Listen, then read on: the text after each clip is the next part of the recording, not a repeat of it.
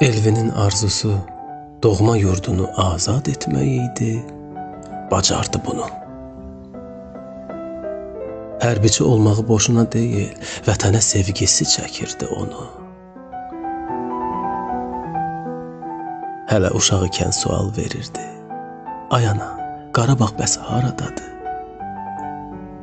Elvin böyüdükcə dərk edirdi ki, vətən əsarətdə, hələ dardadır. Addım-addım Elvin böyüdü hər gün. Məktəbi bitirib o məzun oldu.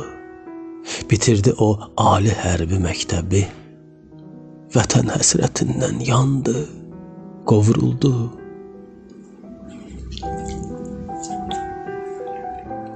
Döyüşə atılıb cəngavər oldu, düşmənə vermədi aman bir anlıq. Əskərə zabit yox, o qardaş oldu, görmədi heç kimsə ondan yamanlıq.